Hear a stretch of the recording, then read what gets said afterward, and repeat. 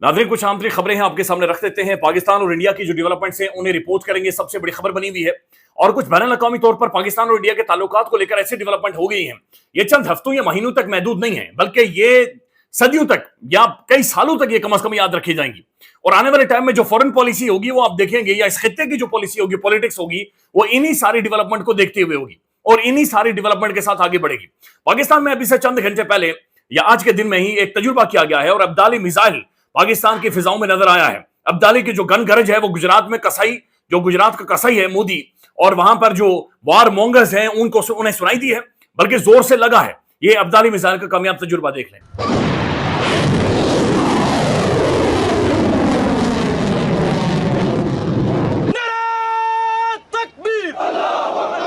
आप सबको, नाज़रीन, पूरी कौम को मुबारक हो। पाकिस्तान का जो डिफेंस सिस्टम है, पाकिस्तान के जो मिसाइल्स हैं, पाकिस्तान के जो एयरफोर्स है, ये एक गैर मामूली कुव्वत इख्तियार कर चुकी है। ठीक है, हमारे अंदरूनी इख्तिलाफात हैं, ठीक है, बहुत सारी चीजों को लेकर हम सब एक दूसरे के आमने सामने खड़े हैं, ठीक है, बहुत सारे शिकवे हैं, शिकायत हैं, हम सब जख्मी हैं, ठीक है, हम सब बहुत ज्यादा हर्ट हैं, लेकिन इसका मतलब हरगिज़ ये नहीं है कि पाकिस्तान की सोवरेनिटी, पाकिस्तान की सरहदें या पाकिस्तानी जमीन की घास का एक तिनका भी दुश्मनों से मैली आंख से देखेगा। तो ये बड़ा ऑब्वियस हो गया है। और जिस तरीके से, जिस तरह से पाकिस्तानी एयरफोर्स, बल्कि ये भी रिपोर्ट हो रहा है कि पाकिस्तानी जो जंगी जहाज हैं, एक टाइम में 50-50 जहाज पाकिस्तानी सरहदों की हिफाजत के लिए हवा में रहते हैं। पाकिस्तानी ड्रोन टेक्नोलॉजी, पाकिस्तान का रेडार सिस्टम, ये सारी चीजें एक्टिव है। बॉर्डर के ऊपर जो खड़ा फौजी है उसकी वाहिद तमन्ना और वाहिद ख्वाहिश यह है कि मेरे पीछे, चूंकि मेरी कौम खड़ी है, मेरे पीछे मेरे लोग खड़े हैं, लिहाजा मैं अपनी वतन की हिफाजत के लिए अपनी जान कुर्बान कर दूं। एक खैर मामूली सूरत बनी हुई है। इसी दौरान एक डेवलपमेंट होती है और ये वही डेवलपमेंट है जो अब सदियों तक ताकुब करेगी। इंडियन टीवी पर बैठकर चाइना का डिफेंस एनालिस्ट खड़े होकर बाकायदा से उसने ये ऐलान किया है कि किसी को कोई शक नहीं होना चाहिए, हम हर कॉन्फ्लिक्ट में पाकिस्तान के साथ खड़े हैं। वाज़े क्लियर कट स्टेटमेंट उस शख्स ने ली है, ये सुन लें। Is that China and Pakistan are all-weather ironclad allies. No one should second-guess this alliance between China and Pakistan. China will always come to Pakistan's help and assistance whenever Pakistan's sovereignty and territorial integrity will be threatened by any country. So this is a very serious matter. You're talking about a war between Pakistan and India on the one hand, and then you are talking about the ironclad alliance between China and Pakistan, and China's full commitment to defend Pakistan's sovereignty. नाज़रीन, ये बहुत बड़ी statement है। China इस वक्त super power है, बहुत सारे हवालों से अमेरिका से बहुत ज्यादा बेहतर है, बहुत सारे हवालों से अमेरिका को ये बीट कर चुका है। चाइना एक ग्लोबल पावर इस वक्त ऐलान कर रही है कि वो पाकिस्तान के साथ खड़ी है और बाकायदे से इन्होंने ये स्टेटमेंट दी है कि China and Pakistan are all weather iron clad allies. Whenever Pakistan's sovereignty and territorial integrity is threatened, China will come to help. यानी कभी भी पाकिस्तान की जो सरहदें हैं उनकी खिलाफ वर्जी की गई, पाकिस्तान का जो मौकफ है बैनुल अक़वामी, उसके हवाले से बातचीत हुई, चाइना मदद के लिए आएगा। No one should have a second guess, किसी और बंदे को गस नहीं होने चाहिए, कोई दूसरी गस नहीं होनी चाहिए। और ये बड़ी प्रोमिनेंट चाइना की पर्सनैलिटी है। ये बात ध्यान में रखें कि चाइना भड़के नहीं मारता, चाइना इधर उधर की भोंगियां नहीं मारता, चाइना सियालकोटी जुगतबाज नहीं है। हमारी डिफेंस मिनिस्टर की तरह बदकिस्मती से उनके बारे में क्या कह रही है वो जो होस्ट है वो भी आपको बताते हैं। चाइना की जानिब से या उनके जो डिफेंस एनालिस्ट हैं और ये खासतौर पर जो शख्सियत है विक्टर गोवा, इनकी जो स्टेटमेंट है इसने इंडिया के अंदर वाकईतन हैरान करके उन्हें रख दिया है कि चाइना इस वक्त खुलकर पाकिस्तान के साथ खड़ा हो गया है। बल्कि ये एक तरह से जंग का ऐलान है कि अगर आपने पाकिस्तान पर हमला किया तो फिर हम जवाब देंगे। अब ये चीज इंडिया के अंदर कैसे रिपोर्ट हो रही है, Pravin Sawhney, Indian defence analyst, लंबा चौड़ा ट्वीट है, स्क्रीन के ऊपर चलाएंगे पूरा। Chinese senior analyst Victor Gao has said that I have been, ये कह रहे हैं कि जो चाइनीज जो सीनियर एनालिस्ट ने कहा है यही बातें मैं 2019 से कर रहा हूं और ये बातें मैं आपको तब भी बता रहा था जब मोदी ने आर्टिकल 370 एब्रोगेट करके कश्मीर की खुसूसी हैसियत खत्म की थी। It is no longer a binary about India and Pakistan. ये सिर्फ इंडिया और पाकिस्तान का मामला नहीं है, it is instead triangular matrix of India, China and Pakistan. ये सिर्फ दो चीजें नहीं है, दो मुल्क नहीं है इंडिया और पाकिस्तान, ये चाइना भी है, यानी कि पाकिस्तान का बड़ा भाई चाइना भी है। Where China and PLA will openly support and help secure Pakistan sovereignty and standing in the world. Explain further, फिर लिखते हैं, India can not win a conventional war with Pakistan since it will have the PLA support. वो कह रहे हैं कि ना PLA की सपोर्ट होगी, इंडिया कभी भी कन्वेंशनल जंग पाकिस्तान से जीत ही नहीं सकता। India nuclear trade will be rendered useless as the PLA has enough capabilities to wreck it before use. करेंगे इंडिया के जो हथियार हैं वो किसी काम के ही नहीं है, क्योंकि जो चाइना है वो इन्हें न्यूट्रल कर देगा किसी भी तरह की वॉर, किसी भी तरह की स्ट्राइक में। और फिर ये बात ध्यान में रखेंगे, चाइना के जो साइबर में एडवांसमेंट है, टेक्नोलॉजी में एडवांसमेंट है, सैटेलाइट सर्वेलेंस है, रेडार सर्वेलेंस है, ये गैर मामूली है। यानी ये बात दुरुस्त है कि इंडिया के अंदर अगर रेल की पटड़ी के ऊपर भी अगर कोई लोटा लेकर जाता है तो चाइना उसे वहां पर भी मॉनिटर कर रहा है और वहां पर भी देख रहा है।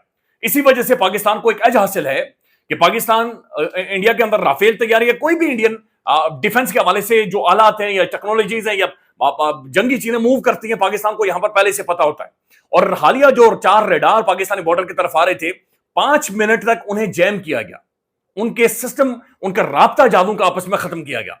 यह गैर मामूली और अनप्रेसिडेंटेड है। उसके बाद वो लिखते हैं, these are the facts, Indian nationalism and jingoism can not change the ground realities. यानी आप जो वार मॉन्गलिंग कर रहे हैं या जो आप जंग का माहौल बना रहे हैं, ये हकीकत को बदल नहीं सकता।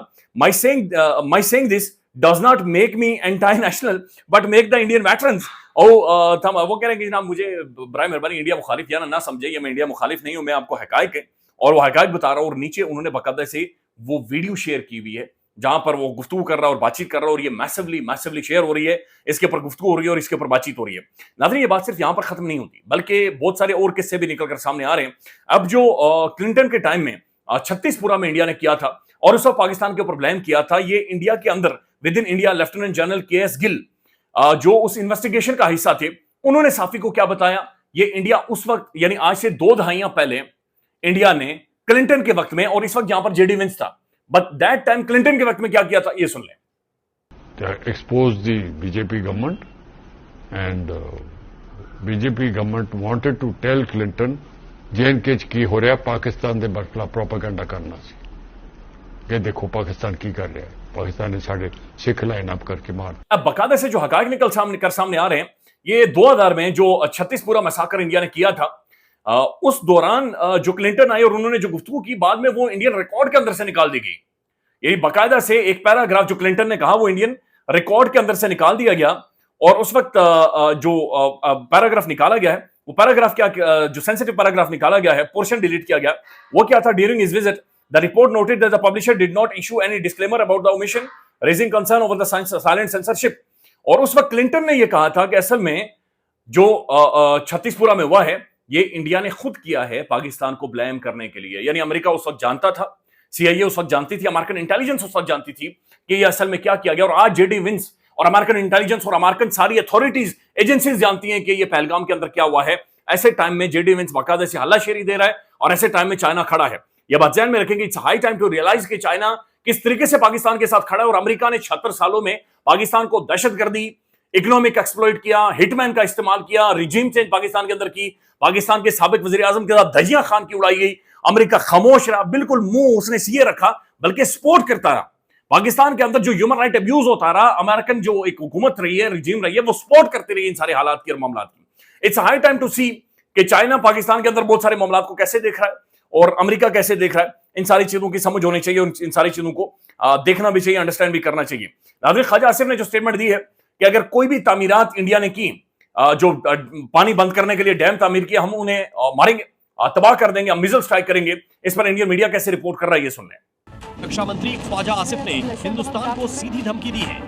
ख्वाजा आसिफ ने कीचड़ भकी देते हुए कहा कि अगर सिंधु का पानी रोका गया तो पाकिस्तान हमला करेगा। जियो न्यूज के कार्यक्रम नया पाकिस्तान में बोलते हुए रक्षा मंत्री ने कहा, निश्चित रूप से अगर सिंधु नदी पर अंतर्राष्ट्रीय कानून का उल्लंघन हुआ तो इसे पाकिस्तान के खिलाफ भारतीय आक्रामकता के रूप में देखा जाएगा। ख्वाजा आसिफ ने कहा, हमला केवल तोपों या गोलियों से ही नहीं होता, पानी को रोकना या मोड़ना भी पाकिस्तान पर हमला ही है। अगर भारत पानी रोकता है तो पाकिस्तान पानी रोकने वाले डैम को ही नष्ट कर देगा। यानी पाकिस्तान के रक्षा मंत्री ने खुले तौर पर हिंदुस्तान को आंख दिखाई है, ये धमकी दी है कि पानी रोका तो पाकिस्तान हमला कर देगा। नाज़रीन, एक और शख्सियत है, ये फॉर्मर पंजाब के सीएम है और ये कांग्रेस के एमपी हैं, चरणजीत सिंह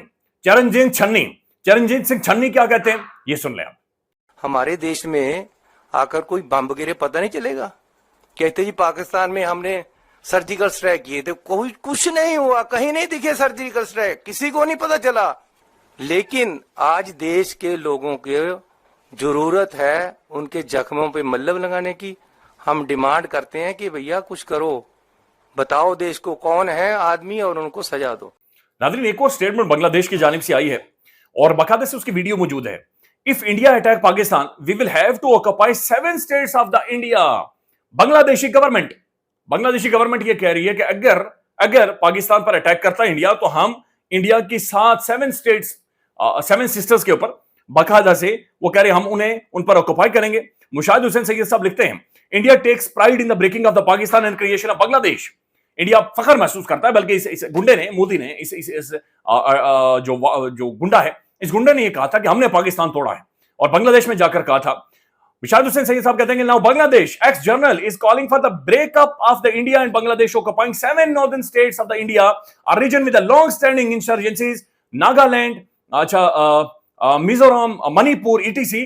तो ये बाकायदा से बांग्लादेशी जर्नल ने कहा है कि हम 7 नॉर्दर्न स्टेट्स के ऊपर ऑक्यूपाई करेंगे, कब्जा करेंगे।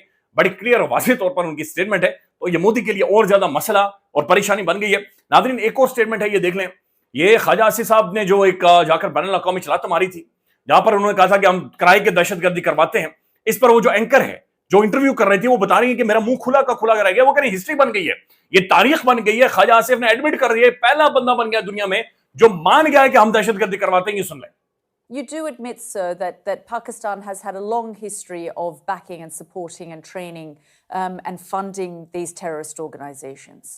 Well, we have been doing this dirty work for the United States for about 3 decades, and West, including Britain.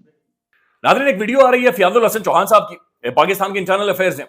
वो किसी जगह पर खड़े हैं और बंदे उन्हें पहचान ही नहीं रहे, बल्कि वहां पर एक बंदा उनसे पूछ रहा है कि आप कौन हैं, और फिर वो कह रहे हैं कि हु आर यू, और फिर वहां से फयाजुल हसन चौहान साहब निकल जाते हैं और लोग कहते हैं कि लोटा है। ये वीडियो देख लें। नहीं है आपने अगर आपके पास कोई सबूत है मेरे बारे में तो बताओ। आप भी थोड़ा सा अपने अंदर नहीं है कौन यार, ये बंदा है कौन? प्रेशर रखते तो आपने देखा नहीं है कौन ये बंदा? ये तो मेरे ख्याल से डाउट है, डाउट इंसान है यार। नाज़रीन, एक परेशान कुन चीज सामने आई है और ये मोहतरमा सनम जावेद साहब के हवाले से है। सनम जावेद की मेडिकल रिपोर्ट आ गई है और अगवा करते वक्त उन्हें तशद्दुद का निशान बनाया गया है और तकरीबन 13 से ज्यादा चोटें सनम जावेद साहब को आई हैं। मेडिकल रिपोर्ट के मुताबिक सनम जावेद को 13 से ज्यादा चोटें आई हैं। प्रोमिनेंट पॉलिटिशियन है और हालिया पाकिस्तान के अंदर उनका एक बड़ा इंपैक्ट रहा है। तल्ख बोलती हैं, बड़ा वाज़ेह बोलती हैं, सख्त बोलती हैं।